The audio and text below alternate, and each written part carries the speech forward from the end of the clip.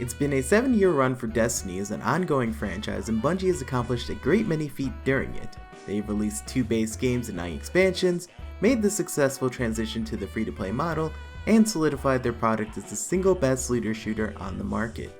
Beyond Light, which has hit November of last year, is the latest of content drops for Destiny 2. It is a full-fledged expansion set on the frozen wasteland Europa, where players are tasked with confronting an enemy who has harnessed the power of darkness. So far, the reception has been fairly mixed. While players mourn over the death of larger expansions like Forsaken, most of their ire has been directed towards sandbox changes rolled out in conjunction with the release. While I generally don't associate with communal opinion, even I find myself in a similar state of mind when it comes to the direction Destiny 2 has taken. That is why I figured I'd address my thoughts about the matter in an organized and constructive manner. Since there's a lot to talk about, this will be part 1 of my critique on the state of the game. That being said, let us start by addressing the elephant in the room: weapon sunsetting. For those who are unaware what that phrase means, a new system was introduced alongside Beyond Light where weapons could only be brought up to the seasonal item level cap, red power level, for an entire year after their release. An example of this would be Bone Chiller, a newly introduced slug shotgun attainable through various means on Europa. This gun will be able to reach the newly imposed power level maximums for a few seasons. However, when the next major expansion, the Witch Queen, hits, that will no longer be the case. If you are new to the game, you might be asking yourself, well, why does this even matter? In short, what it will mean is that Bone Chiller will be functionally useless in most activities for the Witch Queen and beyond, because the power level requirement will eclipse the number the gun will ultimately land on. Now that it's been clarified what weapon sunsetting means, I will now state my stance on it. It's bad, it's not good, I don't like it, and that's putting it lightly. My primary gripe against its inclusion is there's no seemingly good reason as to why it exists. Let us start by bringing up how it works in regards to the core PvP playlist. Crucible does not adhere to any power level requirements, meaning that the weapons both past, present, and future can be utilized on it with no penalty to their effectiveness. This does not only contrast the core PvE playlist, which is restricted, making the principle seem inconsistent at best, it also allows for players' overpowered armaments to be used in perpetuity. An example of this would be Fellwinter's Lie, a shotgun that is running the meta due to its strong perk set and unique frame. As you might have guessed, Fellwinter's has been sunset. Since there likely won't be a power cap anytime soon, this weapon will never leave the game mode and remain above the point of balance unless specifically adjusted, leaving other weapons of its caliber still free to run rampant. On the topic of strong perk sets, my second point. We as a community are still grinding out the same perks as we were before this change. While it's obvious that the Outlaw Kill Clip and Rampage Feeding Frenzy combos are far and few between, it doesn't mean they don't exist. Instead, what it does mean is that we are still putting in the effort to get them on the weapons that allow for them. The reason being is that it simply would be absurd not to. When a weapon can both hit noticeably harder and reload tremendously faster, it doesn't take a master's degree to know that it will both increase your overall DPS and your ability to clear out rooms regardless of game mode. This is especially the case with Destiny 2, which rewards killing things efficiently to the point where newer content is made with the player base's relative strength in mind, an idea that is often associated with power creep. So here's my question. If there is no power cap on PvP and we are still grinding out the same busted perks, where's the balance? We also have a conundrum that was noticed almost immediately after the system rolled out. Beyond Light added about 40 weapons to the game, however sunsetting removed about 400 weapons by capping their power level to the previous season's maximum. This left a very minuscule pool of weapons for players to draw from during the campaign and the content that would follow. Now don't get me wrong, 40 weapons is nothing to sneeze at, and expecting Bungie to produce more to make up for what was lost alongside the release would be nothing short of absurd. It does, however, not change the fact that with this discrepancy, the community is missing an abundant amount of archetypes that would increase the enjoyment, diversify the loadouts, and meet the requirements of certain activities.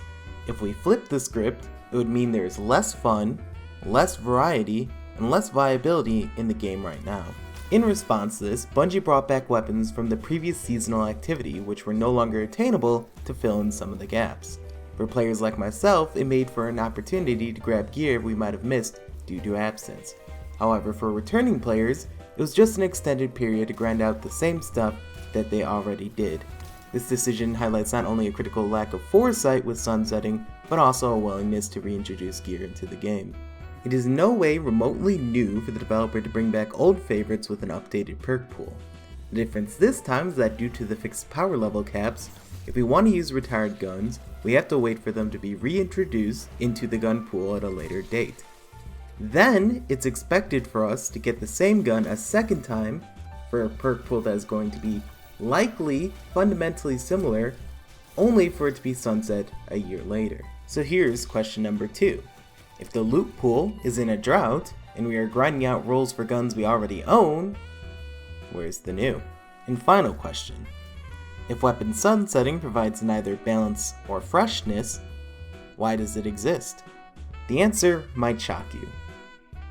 Except not really. Weapon sunsetting exists to keep the grind going. In a recent article from Polygon, they interviewed the game's director Luke Smith about the changes. Here's a brief excerpt from it. This new max power system will create an ongoing curation of a deck of cards, according to Smith. This is our way of continuing to drive chasing pursuit in the world. Smith explained that this is the alternative to moving to a new game or deleting players' current arsenal. Players can still use the guns they love, but this new system incentivizes them to move on if they want to stay competitive. The max power cap is a permanent solution to the problem in Fusion introduced 5 years ago. There you have it. They want you to keep playing their game. That's a sound statement if I've ever heard of one, if it weren't for the problems I brought up earlier. Sunsetting, as it presently stands, doesn't reinvigorate the grind. It doesn't add anything novel or interesting, but instead asks players to keep up with the Joneses if they want to continue to engage with the game, in addition to having to pay for the new content when it rolls out.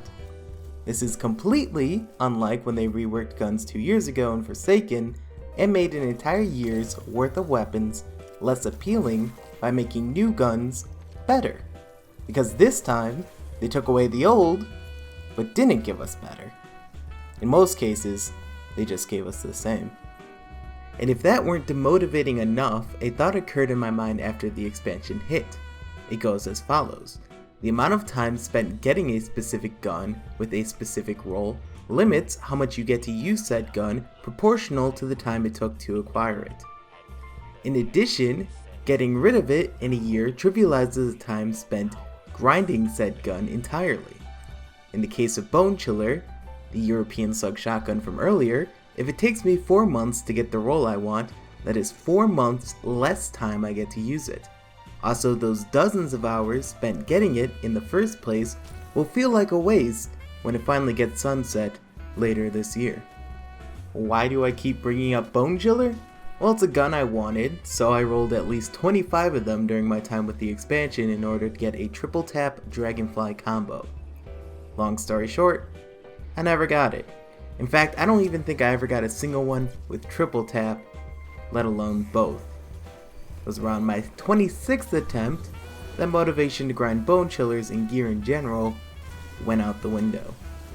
My revelation was that even if I were to get my preferred roll, it'd be gone by the Witch Queen, and I doubted I would ever put in enough time using it to feel like I got value out of attaining it. What's more, what was being asked of me was still the same as before, despite the addition of sunsetting. I was still expected to repeat quests that took upwards of 25 minutes to complete to simply get the chance to be at the mercy of the random number generator gods. Expectedly, it became harder and harder to justify my efforts. While I do believe I may have reached the point of apathy much sooner than everyone else, I do not think I will be alone in this a few seasons from now. If the expectation for Bungie is to keep us playing their game, weapon burnout due to weapon sunsetting is going to have to be something they address sooner rather than later. As it stands, what they set out to do feels very much like an antithesis to that. The easiest solution would be to retire weapon retirement, because it spits in the face of player investment. but admitting grave error and adjusting in a reasonable time frame hasn't been a strong suit for the company. Even if we were to see a complete 180 from them, wouldn't it be until next year at the earliest before they make a big enough change, leaving their player base high, dry, and frustrated for many months to come. The next topic is going to be armor sunsetting. If for some ungodly reason you don't know what that term entails after all of that, the TLDR is that armor got the same treatment as weapons. Naturally, a good bit of what was highlighted before for weapon sunsetting applies to this as well, so I will graciously avoid repeating myself unless necessary. The main problem in regards to armor, as of right now, is as follows. Why would you ever grind for it? Previously, the reasons were twofold: stats and appearance. However, with the inclusion of the new model, we find ourselves at a problem I brought up earlier: effort versus reward. Since armor gets retired a year after its release, getting good stat allocation for a singular piece of gear becomes far less rewarding. This is coupled by the fact that the end result is significantly harder to achieve than it is for weapons. In the case of Bone Chiller, I only need to worry about 5 variables in order to get my preferred role: 2 perks, a barrel, a magazine, and a masterwork stat. In the case of Crystal Crane Helm, the helmet that drops on Europa, there's only 1 more variable, but the permutations are far greater. Unlike weapons, which have a limited pool of perks in each of the 5 slots, the maximum amount of total stats a single piece of armor can have is somewhere between 67 to 70. So getting a role that distributes these points in a way that you desire amongst the 6 types of stat is nothing short of a goddamn miracle. And all that work is just for 1 of 5 total pieces that you'll need to grind if you want to min-max. In regards to appearance, on the other hand, Bungie has already announced that transmog will be implemented later this year. If you haven't played a game with transmog before, or the term is unfamiliar, what it means is that you'll be able to apply the appearance of an armor piece that you own to another one, thus overriding what it looks like. An example of this would be the briefly mentioned Crystal Green helmet, which in this hypothetical situation has my preferred role. With the implementations of transmog, I'd be able to swap what it looks like with the Moonfang X7 helm, which honestly just looks better, and not have to sacrifice function for form. Now, in no way is this a bunk deal. Having your character both look good and play good is something that players have been asking for since nearly the beginning. Yet, as we established, appearance is one of 2 things that drove the grind for new armor. If you no longer need to work towards a good role every time a helmet you want is released because you could just transmog its appearance and be done with it, this factor is eliminated as a source of player retention. I imagine this was in mind when sunsetting was implemented.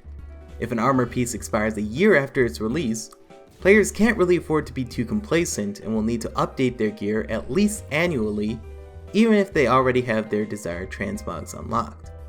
This keeps a healthy equilibrium where grind still persists, but our characters don't look like a trash heap of mismatched clothing. That being said, I can't necessarily fault Bungie for trying to keep the loot economy going. If they are going to remove appearance as a motivation, they need to make up for its absence elsewhere. It is, however, not exactly reasonable to expect players to work hard towards stuff that they want only for it to be made inert later. Nor is it entirely feasible given the odds. Honestly, just comes off as a little strange that they decided to implement sunsetting to armor the exact same way as they did for weapons. The reason being that not only are the requirements different, but Bungie already has a system where certain mods can only be applied to certain armor sets, such as raid mods with raid gear, thus giving armor an extra incentive to work towards. It begs the question why this feature isn't at the forefront of sunsetting, as the best part about armor isn't necessarily its abundantly hard to attain stat rolls, but the unique traits armor provides its players as a result of mods. They could have just as easily made it so that players could hold onto the fruits of their labor a year after the release, but at the cost of not being able to equip newly released mods onto them. It's another healthy middle ground that doesn't spit in the face of player investment, but also reinvigorates the grind by giving something new, and likely stronger, to chase after. Now that we've discussed both forms of sunsetting, I will make my closing statements about them. Whenever I look over a statement from Bungie trying to justify the implementation, it usually reads as, "It's the community's fault that we're doing this because they don't want to stop using their old stuff," instead of the onus to grind for new stuff being on the developer releasing stuff worth investing towards. And even if that weren't the case, can you honestly fault the player base for wanting to reuse stuff from their vault? I personally haven't played a game where getting a specific piece of loot to match your specification takes such a degree of commitment and luck due to a system that was built to intentionally bloat the experience. The loot loop was at the very least agreeable back when, regardless of how much time it took, the manifestation of our hard work was permanent. Now that all gear is transient, a model 7 years in the making is starting to show its age, and its expectations are no longer sustainable. Either sunsetting or the current equipment system has to go, or at the very least receive a major rework. However, if the experience of Destiny 2 Vanilla was anything to go by, where roles were static and loot was far too easily attained, I think it's safe to say that retirement should be the one to see itself out of the equation. So that's it for this video. I hope I was able to establish my thoughts on how sunsetting as a concept has negatively impacted the state of Destiny 2. I had a lot of different angles I wanted to explore, but I don't think I'd be able to fit them in without increasing the length by another 30 minutes. Next video will address the Destiny content vault, which kind of acts like an extension of what we discussed here, as well as the seasonal model and core activities. If watching this wasn't a good enough hint, there's a lot wrong with them. See you later.